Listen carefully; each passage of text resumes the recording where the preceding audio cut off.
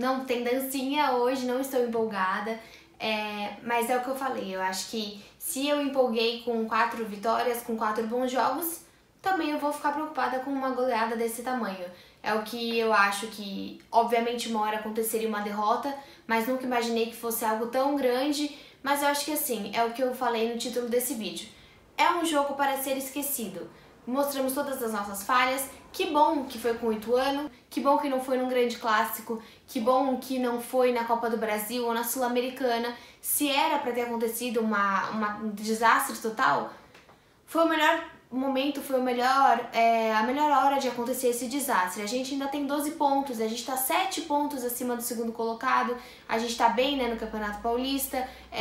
Obviamente, uma das piores goleadas que a gente já tomou no Campeonato Paulista, acho que é a pior desde 2001, quando a gente perdeu contra o Corinthians. E assim, o Ituano já é um time que a gente tem, né, uma coisinha ali, por causa daquela derrota que a gente sofreu pra eles perdemos o Campeonato Paulista em 2014, que por sinal, quem acompanha aqui já sabe que eu já falei isso, foi no dia do meu aniversário. Então assim, o Ituano já é um time que eu tenho isso, mas por outro lado eu tava naquele 9-1 com o Neymar, né, com toda essa galera aí.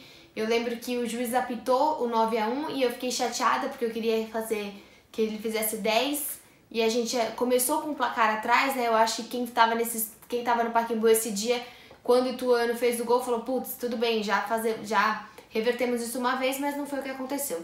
Então é isso, do mesmo jeito que eu empolguei, agora a gente se preocupa porque as coisas que estavam dando certo não deram nesse jogo. E principalmente, né, obviamente, o setor defensivo. Demos uma mudada um pouquinho, o São Paulo, por questão, obviamente, de condicionamento físico, não dá pra todo mundo jogar todos os jogos, porque o nosso jogo é muito intenso, há um desgaste físico enorme, então ele acaba poupando o Luiz Felipe. São Paulo ele nos deixa apenas com 2 zagueiros, e eu acho que o Gustavo e o Felipe ainda não têm essa conexão, eles não têm uma intimidade para conseguir jogar junto. Felipe todo mundo sabe, não preciso dizer, foi mal nos gols. O Gustavo, né, a gente tem uma zaga, o Gustavo acho que tem 1,96, o Felipe 1,98, algo assim, e a gente perdeu muito nas bolas aéreas. Perdemos o jogo em 20 minutos, né? E quando a gente faz o gol com o Giamota, a gente acha que, putz, saindo num 3-1 vai dar certo, acaba saindo 4-1. O São Paulo ele até tenta, né, colocar o Yuri aberto, colocar o Arthur, deixar o time mais ofensivo, mas realmente eu acho que assim, foram jogos de muito erro, foi muita sorte do Ituano, muito azar do Santos. A gente quase tomou um 6-1 se não fosse o Vanderlei.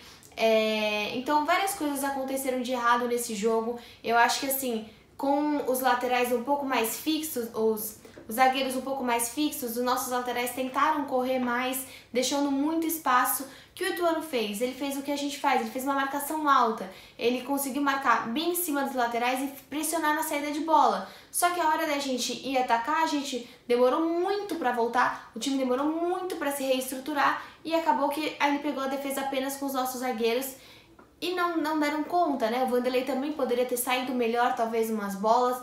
Eu acho que assim, foi uma noite para esquecer porque tudo deu muito errado. O Delis ficou muito irritado, o Sanches ficou muito irritado, o Delis tomou cartão, fico com muito receio do Delis ser expulso, porque pioraria totalmente o nosso esquema. Eu acho que o Delis precisa estar um pouco mais calmo, porque se a gente perde uma peça tão importante como ele, aí sim que o jogo, putz, ia totalmente pior ainda pro água abaixo.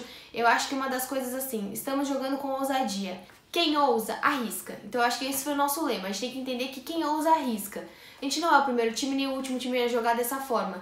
Mas quem faz isso, quem se expõe, pode tomar esse contra-ataque. Eu acho que foi o primeiro jogo que tomamos, né? 1 gol, 2 gols. Como que a gente viu essa reação? E a reação foi péssima, né? A reação de um time que tá atrás do placar foi terrível.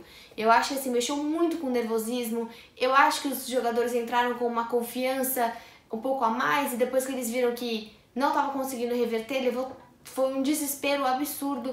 Não teve uma calma, não teve pé no chão. Foi um jogo de puro nervosismo, de pura insegurança dos jogadores. Basicamente tudo realmente deu errado. Não dá pra jogar com o Copete de lateral, o Copete não é lateral. O Ourinho também não tá dando certo, então assim, é uma boa coisa. O que a gente pode tirar de coisa boa nisso? Precisamos de contratação. né? Assim, o centroavante e o lateral é pra ontem. E assim, eu não quero Cueva, eu não tô entendendo por que o Pérez tá batendo na tecla do Cueva. E ainda ele tá falando, não, mas não vai ter corpo mole com o Sampaoli. Não, com o Sampaoli. Meu, o Cueva, sabe? O cara é a cara do São Paulo, o cara não deu certo, o cara é chinelinho. Por que a gente vai contratar esse tipo de pessoa? Agora o Adriano do Besiktas vai ficar lá pelo menos até maio, porque eles acertaram os salários dele, então o Adriano não vem. A gente precisa dessas duas peças. A gente jogou com mais de 70% de posse de bola, é bola no pé, correria, cansativo. É um condicionamento físico absurdo. O São Paulo pode ter achado 11 perfeitos, que não são, mas 11 perfeitos. Não vai dar pra jogar com esses 11 sempre, a gente precisa de banco, a gente não tem. Lateral a gente não tem, a gente não tem nem no banco, nem jogando, centroavante a gente também não tem. Precisa de contratação. Eu acho que assim, a primeira derrota aconteceria? Aconteceria. Mas esse 5-1, obviamente, assusta e muito. Eu acho que deixou o torcedor nervoso. Eu tava com aquela sensação de Brasil e Alemanha, sabe? De acaba logo esse jogo. Era o Ituano. O Ituano perdeu, teve 2 derrotas, um empate e uma vitória. Não é, por exemplo, o Bragantino tava vindo invicto. O São Bento tem um melhor time. Eu não entendi o que aconteceu, foi tudo de ruim na mesma noite. Agora eu consegui entender os erros, ver o que o São Paulo vai fazer com o que aconteceu. No intervalo eu já teria colocado, tiraria, eu acho que o Alisson colocaria o Luiz Felipe. O Luiz Felipe fez muita falta, então talvez seja um esquema do Santos, jogar com os 3 zagueiros. Não entendi por que o Felipe Aguilar foi tão mal, por que os jogadores de forma geral foram mal. Eu acho que os jogadores foram mais regulares, foram o Giamota e o Pituca. O Giamota, mesmo com todas as críticas, ele está sendo o grande nome desse ano até agora, ele é o artilheiro do campeonato com 4 gols. Então assim, essa semana a gente tem o jogo contra o Piauí, a gente tem os 2 jogos contra a Sul-Americana esse mês, é uma maratona de 7 jogos. Sábado já tem jogo no Pacaembu, os ingressos já estão à venda, vai ter que ter um rodízio, só que a gente não tem peças para fazer esse tipo de rodízio. O Rodrigo daqui a pouco volta, isso já vai ajudar e muito o nosso esquema, eu espero que ele volte como ele era antes de ser vendido, né, pro Real Madrid e não depois. A cada jogo que passa, a gente dá mais material para o adversário estudar.